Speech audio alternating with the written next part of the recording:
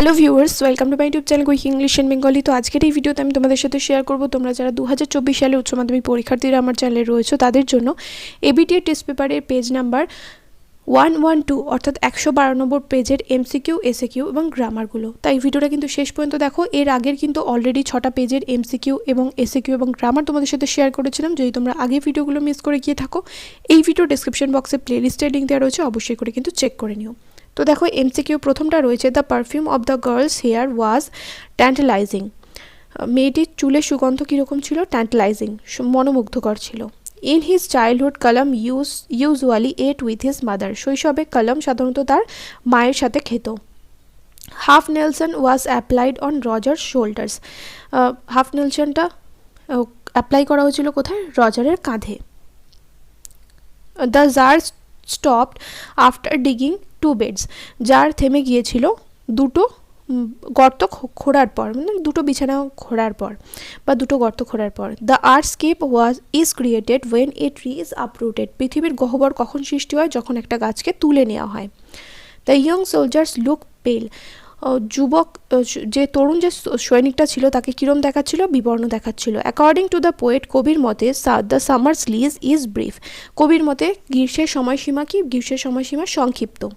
The grasshopper is associated with summer. ঘাসফড়িং কিসের সাথে যুক্ত? গ্রীষ্মকালের সঙ্গে। Natalya was shelling peas for drying. Natalya কী করছিল? মটরশুঁটি ছাড়াচ্ছিল শুকনো করার জন্য। Chubukov is in his 70s। চুবুকভের বয়স হচ্ছে, সে তার 70 বছরের, মানে সে 70 বছর বয়স্ক। 70s মানে হচ্ছে বলতে পারো যে 70 থেকে 80 বছর বয়সের মধ্যে তার বয়স। The name of Natalia's dog is Gage. নাটালিয়ার পোষা কুকুরের নাম Gage. The colour of Lomb's gloves is white. লোমবের দস্তানার রং কী ছিল? সাদা। 2 দাগের SAQ-গুলোতে দেখো, প্রথমটা রয়েছে, what of the girl passenger seem to be tantalising to the narrator. ওই মহিলা যে সহযাত্রী ছিল, মানে মেয়ে যে সহযাত্রী ছিল লেখকের বা গল্পকথকের, তার কোন জিনিসটা লেখকের ভীষণই মনোমুগ্ধকর মনে হচ্ছিল? ট্যান্টালাইজিং। তাহলে কী হবে? The perfume of the girl's passenger here seem to be tantalising to the narrator. মানে মেয়েটির চুল থেকে যে গন্ধটা আসছিল সেটা লেখকের ভীষণই মনোমুগ্ধকর মনে হচ্ছিল। বা এরকম লিখতে পারো, the perfume from the girl's hair seem to be tantalising to the narrator. তারপর এটা, what always happens during a train journey.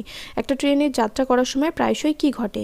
A passenger from the running train always thinks that he is standing still while the trees outside are moving. This always happens during a train journey. প্যাসেঞ্জারটা যারা কিনা ট্রেনের মধ্যে রয়েছে তারা মনে করে যে তারা একটা জায়গায় দাঁড়িয়ে রয়েছে এবং বাইরের সমস্ত জিনিস ছুটে ছুটে পার হয়ে যাচ্ছে, মানে সেগুলো চলন্ত, আর তারা হচ্ছে স্থির। এটা মনে হয় সবসময় ট্রেন যাত্রা করলে। In which town was doctor APJ Abdul Kalam born. Doctor APJ Abdul Kalam was born, এখানে দুবার বর্ন লেখা হয়ে গেছে, বর্নটা কিন্তু কেটে দেবে। APJ আব্দুল কালাম কোথায় জন্মগ্রহণ করেছিলেন? APJ আব্দুল কালাম জন্মগ্রহণ করেছিলেন in the island of Rameswaram in erstwhile Madras state, মানে পূর্বতন মাদ্রাস রাজ্যের রামেশ্বরম দ্বীপে জন্মগ্রহণ করেছিলেন। How did Kalam describe his childhood. Kalam তার শৈশবকে কীভাবে বর্ণনা করেছেন? Kalam described his childhood as secure materially and emotionally. Kalam বলেছেন যে তার শৈশবটা ছিল সিকিউর, সুরক্ষিত, বস্তুগত দিক থেকে এবং আবেগগত দিক থেকে। What were behind the screen in Mrs Jones room.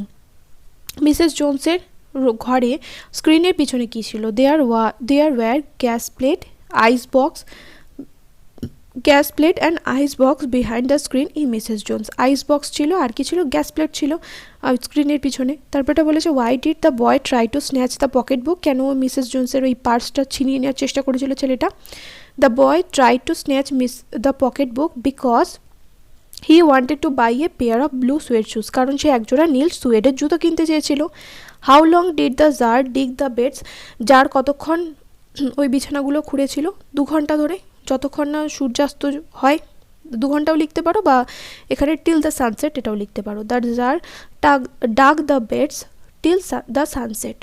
তারপর এটা, where did the tsar fall asleep. Tsar কোথায় ঘুমিয়ে পড়েছিল? The tsar fell asleep on the threshold of hermit's hut. সন্ন্যাসীটির কুঁড়ে ঘরে চৌখাটে ঘুমিয়ে পড়েছিল। How is the bark of the tree described, গাছটির ছালটাকে কীরকমভাবে বর্ণনা করা হয়েছে? The bark of the tree is described as rough and it has marks, যে গাছের ছাল হচ্ছে রুক্ষ এবং এতে দাগ রয়েছে। What kind of task is to kill a tree, একটা গাছকে হত্যা করা কী ধরনের কাজ? According to the poet the act of killing a tree is a ceremonial task. তারপর what is described as gentle without guile, কোন জিনিসটাকে শান্ত এবং ধূর্ততা ছাড়া বলা হয়েছে? দ্য সোলজার স্মাইল বা soldier smile is described as gentle without guile. Who fails to disturb the rest of the soldier, কারা সৈনিকের বিশ্রাম ভঙ্গ করতে ব্যাহত হয়েছে? The humming insects fail to disturb the rest of the soldiers, the rest of the soldier. তারপরটা বলেছে what does eternal lines indicate, eternal lines বলতে কী বোঝানো হয়েছে? শেক্সপিয়ারের সনেটের কথা বলেছেন। The term eternal lines indicates everlasting lines of William Shakespeare's sonnets. তারপরটা what type of poem is the poetry of earth, the poetry of earth কী ধরনের কবিতা? The poetry of earth is an Italian sonnet or Petrarchan sonnet, দুটোর মধ্যে যে কোনো একটা লিখতে পারো। তারপর এটা বলেছে where does the grasshopper take rest, ঘাস ফড়িং কোথায় বিশ্রাম নেয়? The grasshopper take rest beneath some pleasant weed, কিছু মনোরম আগাছার নিচে। তারপর ডু অ্যাজ ডাইরেক্টেডে চলে আসো। প্রথমটা রয়েছে why do not you look out of the window, she asked, এটাকে ন্যারেশন চেঞ্জ করতে বলেছে, তাহলে উত্তর কী হবে? She asked why he did not look out of the window. তারপর একটা I wanted a pair of blue suede shoes, এটাকে বলেছে ভয়েস চেঞ্জ করতে, তাহলে a pair of blue suede shoes was wanted by me. এবার অনেকে বলবে যে এখানে তো pair of blue suede shoes বলেছে, অনেকগুলো জুতো না, দুটো জুতো। আমরা তো জুতো তো একটা পায়ে পরি আর একটা তো পরি না, এরকম তো নয়, আমরা জুতো দুজোড়াই পায়ে পরি, তাই তো? তার জন্য দুজোড়া না, দুটো জুতোকে একসাথে কি বলা হয়? এক জোড়া। তার জন্য এখানে a pair of blue suede shoes সেটাকে কিন্তু সিঙ্গুলার হিসাবে কাউন্ট করা হবে, এই যেখানে লেখাও রয়েছে। তারপরটা an interesting face can also be pretty, এটাকে কমপ্লেক্স বানাতে বলেছে, তাহলে a face which is interesting can also be pretty.